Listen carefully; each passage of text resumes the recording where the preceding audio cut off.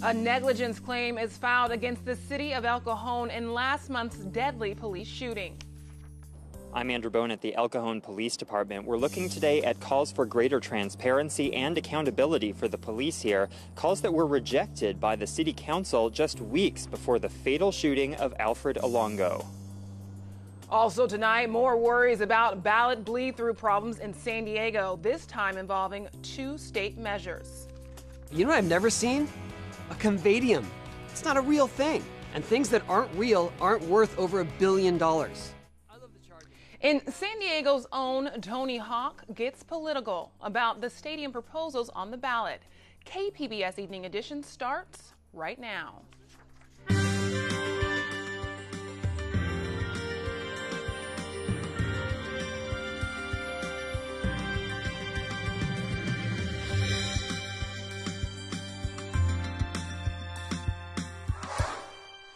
Good evening and thanks for joining us. I'm Ebony Monet.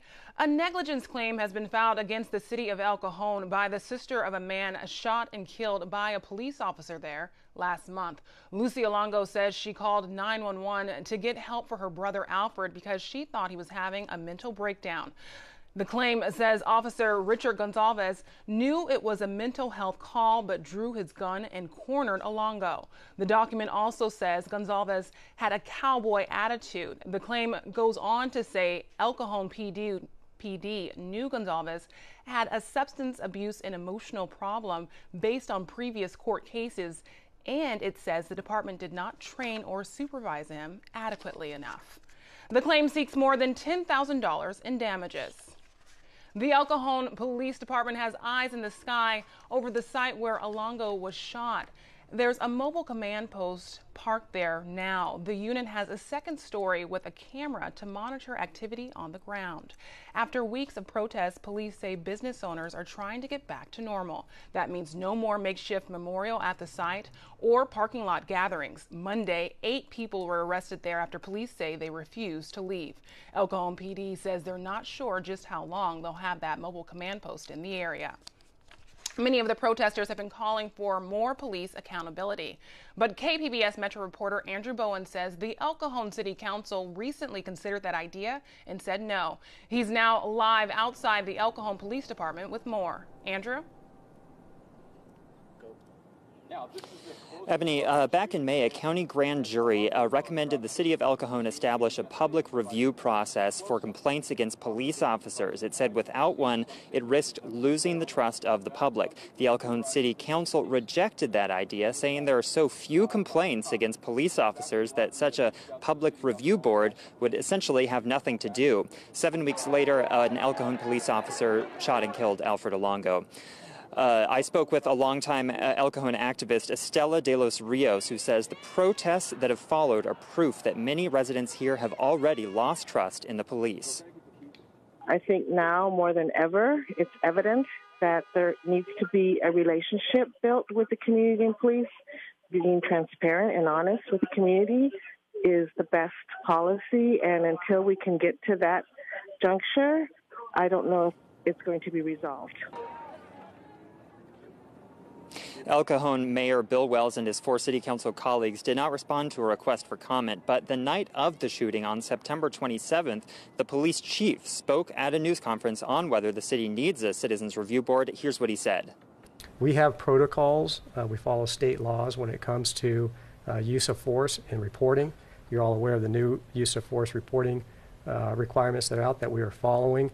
And based on the results of that, I feel like we're doing a good job.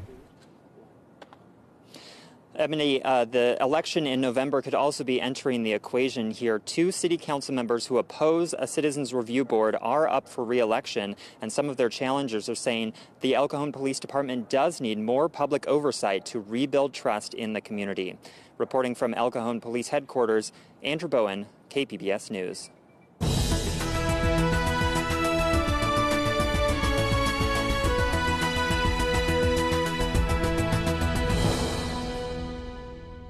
With elections nearing, there are more worries about San Diego County's absentee ballots. Yesterday, we told you that supporters of Measure K found if someone uses a felt tip pen and votes yes on Measure E, the mark bleeds through to the other side and indicates a no on Measure K. Today, the Independent Voter Project says there's a similar flaw on another measure. Their leaders say a yes vote on Proposition 55 can bleed through as a no vote on Proposition 60.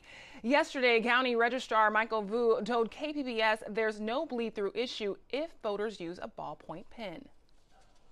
I would like to promise and pledge to all of my voters and supporters and to all of the people of the United States that I will totally accept the results of this great and historic presidential election if I win.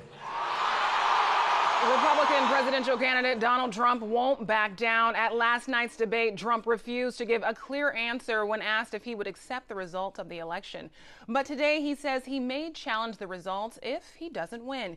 He says he'll reserve the right to, quote, contest or file a legal challenge in the case of a questionable result. Nearly 70 million viewers tuned in to watch him and Democratic candidate Hillary Clinton debate for the last time before the election. Associated Press reporter Kelly Daschle says Trump is hoping his performance did enough to turn around the race, as Clinton seems to be taking the lead. The third and final debate of the 2016 election season opened with a more measured tone.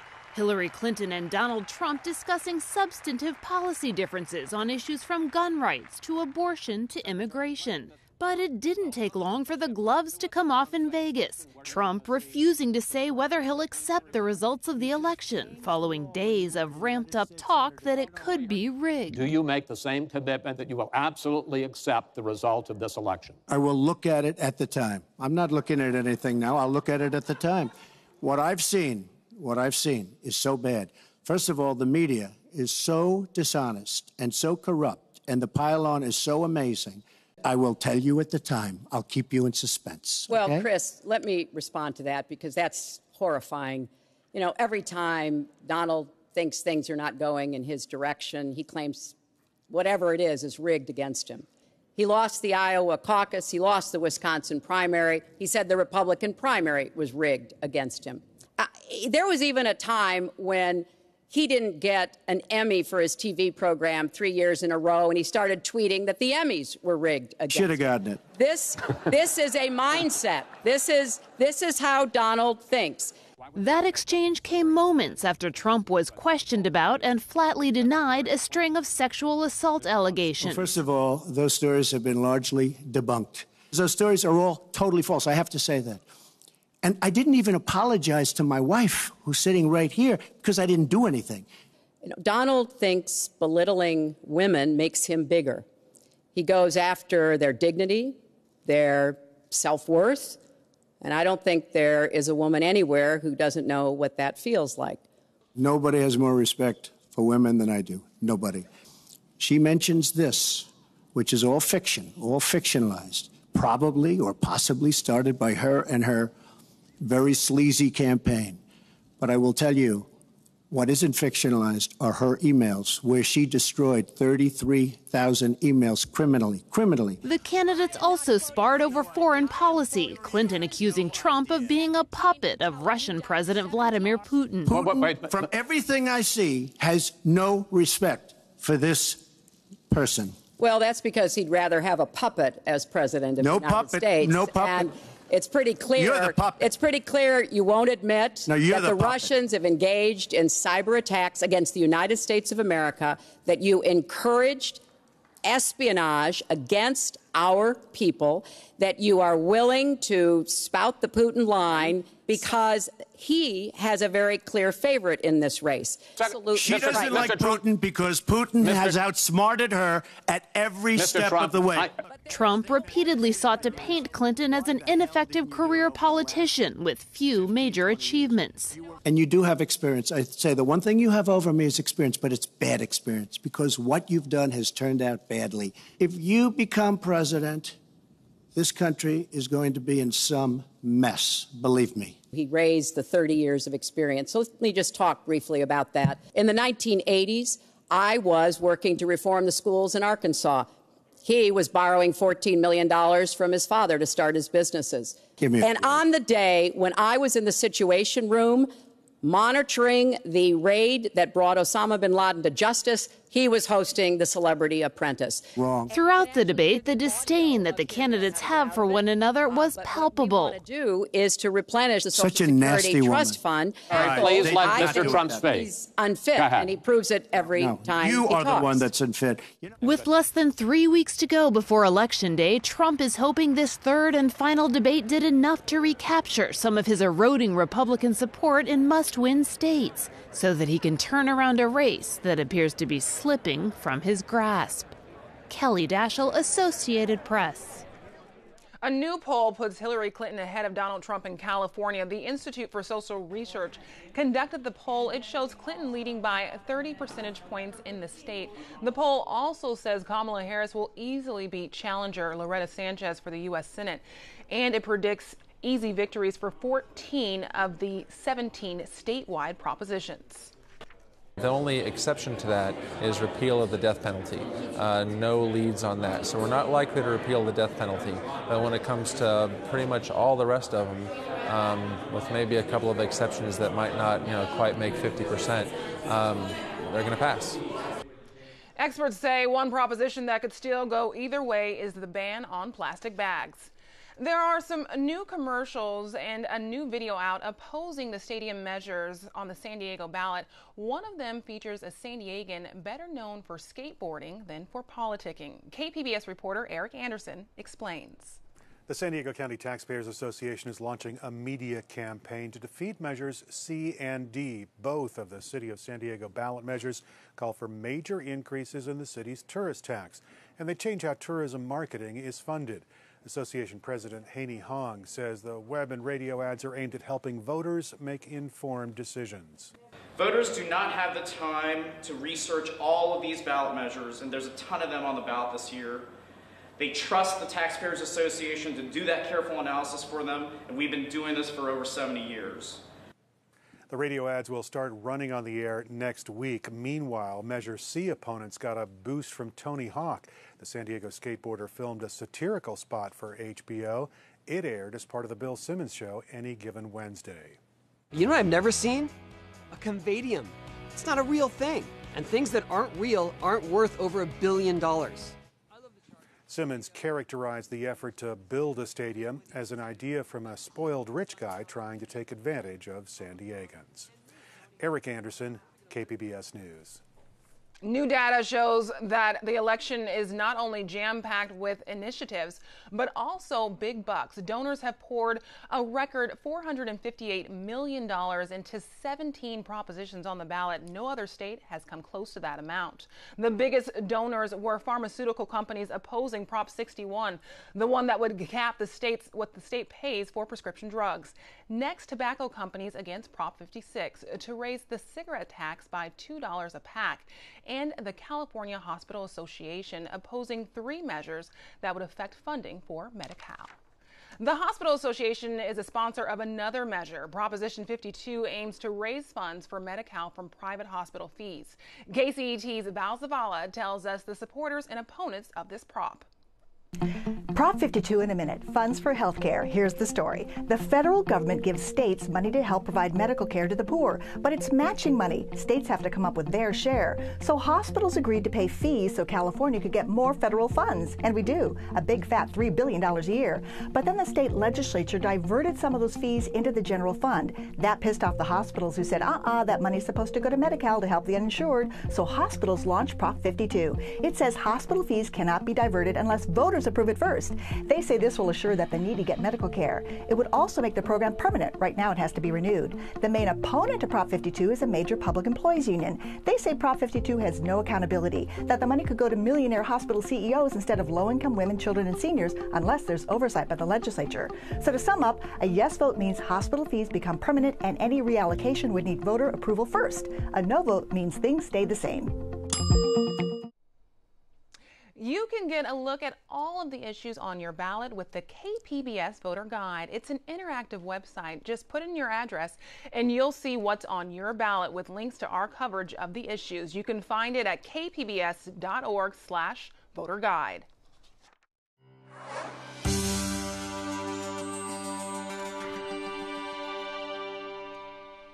For years, state and county officials have had a map that shows an underground plume of toxic chemical in El Cajon. Most of the focus has been on schools sitting on top of the plume, but now regulators are worried about another group of buildings. Ingrid Lobet with our media partner iNewsSource explains. It's been well known that just a few feet below the grounds of this school, there are some high concentrations of chemical used for cleaning and degreasing. Last year, the students here had to attend a different school while a special air filter system was installed. But until now, no one has talked to the people who live right on the other side of the fence. The plume runs right under their homes, too. Now, vapor tests taken from these wells just feet from the mobile homes have shown some worrisome results. The California Department of Toxic Substances Control has issued a warning that the solvent in the soil here could pose unacceptable short and long-term risks to human health. Trichloroethylene can cause miscarriages and low birth weight for babies, according to state health authorities. And the chemical is also associated with kidney and liver cancer. San Diego County says it plans to hold a meeting to tell the residents about the warning, but so far several residents who didn't want to be on camera said no one has told them anything. I'm Ingrid Lobet for KPBS media partner iNewsSource. Today, Scripps Health announced a new program to help Hispanics with diabetes. Dulce Digital Me is a nearly $3 million federally funded initiative. Patients from San Diego County will receive personalized text alerts to help them control their blood sugar levels. It's a 5-year program with more than 400 people set to take part. Prescription drug abuse continues to take a heavy toll in San Diego County. KPBS health reporter Kenny Goldberg says the county's latest report card on prescription drug abuse reveals some disturbing trends. The epidemic shows no signs of abating. The 2016 report card shows 248 people died last year from an overdose of prescription drugs. Compared to the previous year, the number of people who were treated in an emergency room for problems with prescription painkillers rose by 20%. Law enforcement officials say more and more of the prescription narcotics sold on the street are laced with dangerous drugs like fentanyl. Todd Richardson is a captain with the San Diego County Sheriff's Department. He says people who use pills that aren't prescribed to them are always taking a chance. This just increases the stakes dramatically because these pills, you really don't know whether you're getting a pharmacist approved or some sort of legally manufactured drug, even though it might be on the black market, or you're getting one of these pure counterfeit black market substances with no controls whatsoever. Susan Foster Nussbaum lost her son Gabriel to a prescription drug overdose in 2011. He had just turned 24. When Nussbaum first became aware of her son's addiction to OxyContin, she went to see the doctor who had prescribed the drug. And we begged and pleaded to please do not prescribe anything. Gabriel is going into treatment and don't do it anymore. And, well, it didn't happen because when Gabriel passed away, he had prescription drugs from this doctor in his body. Another major source of prescription narcotics are people's medicine cabinets. San Diegans can drop off any unused prescription drugs in special collection boxes located at sheriff stations countywide. Kenny Goldberg, KPBS News. Be wary of buying Apple products from vendors other than Apple. That's the message from the technology giant. Apple says it's been buying products like chargers and cables from Amazon.com. They're listed as Apple products, but 90% of them are counterfeit. Apple is suing one of the vendors. Apple says MobileStar's products pose a significant risk of overheating and leading to fires and electric shock. You may be familiar with Liberty Mutual's TV ads for car insurance with accident forgiveness. Problem is, that's not available here in California because of state law. But the ads don't tell you that. Now, Liberty Mutual has settled a false advertising suit filed by 3 counties, including San Diego County. The company is paying more than $900,000 in the settlement. Students around San Diego got ready for the big one today as part of the annual shakeout. KPBS reporter Steve Walsh has the story. The scene was repeated at schools and public places around California Thursday morning. At 10:20, the second grade class at Horizon Christian Academy slipped under their desk for 2 minutes. We start off with a duck and cover scenario, and then from there all of our students are escorted out to our football field, and then we have a team of teachers and staff that are trained to do a search and rescue of the campus. So right now, those teachers are out searching for, we have students that are planned to be staged in certain classrooms that they have to find, rescue, and get aid to. All clear. 10.5 million people were registered to take part in the Great California Shakeout Earthquake Drill Thursday. Nearly 975,000 of them were in the San Diego region, most of them school children. In an earthquake, organizers say the most important thing is to cover your head. More tips can be found at shakeout.org and readysandiego.org. Steve Walsh, KPBS News. La Nina will bring more drought conditions to Southern California. This is the word from the National Weather Service Climate Prediction Center. Winter rain is crucial for San Diego County, which is in its 5th year of drought, but experts say don't expect much this year. La Nina leads to the cooling of the Central Pacific. While we can expect a warm and dry winter, the Weather Service says it will be colder and wetter in the far north. San Diego temperatures are set to drop. Heather Waldman lets us know when we can expect this cool down. Well, this same area of high pressure that dropped in from the north and pretty much set up shop across the Four Corners, still there tonight and into the day on Friday. That means a very strong northeasterly breeze. It's a very hot, dry air mass, especially for the immediate inland areas and the coast as well, because when you get this hot, dense, dry air, you're pushing the marine layer well offshore. So temperatures at the coast close to 90 degrees today. We'll get very close to that mark again on Friday. Thankfully for the weekend, not going to be nearly as hot. That high pressure system, of course, not only creating the wind, but also leading to bright sunshine throughout the area, so no rain to worry about. But the lack of moisture and the heat lead to a very high fire threat. So please be careful through the rest of this week especially. It is going to stay dry through the weekend, but again, not nearly as hot. Tonight, 63 degrees in the metro area. You go farther inland, looking at low to mid 50s in Ramona and Alpine, 52 at Mount Laguna, 54 degrees in Campo. So we go through the weekend. Area of high pressure moves much farther to the east. When we had parked over the Four Corners, it weakens significantly. So while it's still going to be warm and dry, it's not going to be nearly as hot. We're talking temperatures in the 80s at the coast rather than the low to mid 90s. Even got close to the triple digits in Los Angeles for a couple of days. Coastal areas still very warm Friday, 87 degrees, no marine layer in the morning. So that's really what's going to help to drive the temperatures up. We start in the 40s, but we'll be close to 90 degrees later on in the day. The weekend much more pleasant. Plenty of sunshine Saturday and Sunday. That marine layer may start to creep back in Sunday into Monday, but temperatures will be much closer to what they should be this time of the year. Look at the summer-like heat just inland. 97 degrees your high Friday. Back into the mid to upper 80s Saturday and Sunday. Certainly still well above average for late October, but much more manageable. Still in the low to mid 80s Monday and Tuesday. Could even catch a passing shower to start the week. Mountains will have a similar trend. Mild, but at least it's a little bit more pleasant. 75 degrees. Plenty of sunshine through the day on Saturday as well. Sunday, that's where things start to cool down even further. Mid-60s expected for the start of next week. That'll continue through Tuesday. A lot of sunshine, especially in the afternoon. Maybe some areas of clouds during the morning hours. Into the deserts, it's been a little bit more than seasonably warm. We'll climb into the upper 90s Saturday. Underneath that area of high pressure, again, plenty of sunshine. We cool off a few degrees Sunday, Monday, and Tuesday. We're talking high temperatures in the lower 90s with a mix of clouds and sunshine and perhaps a passing shower Monday afternoon. Heather Waldman for KPBS News. I'm Judy Woodruff. On the next News Hour, we report from North Carolina on how voters in rural areas see this election. That's Thursday on the PBS News Hour. But we have some bad hombres here, and we're going to get them out. That was one of the controversial statements from the Republican Donald Trump during last night's presidential debate. It prompted a North Park arts group to re-release a video protesting Trump's message. Take a look. Ya sabemos lo que usted quiere, Mr. Trump. Ya tenemos lo que está para ti. Los latinos no te queremos representando. The producers of the video say they've gathered some of San Diego's, quote, bad hombres to celebrate Latino pride and say they will not stand silent.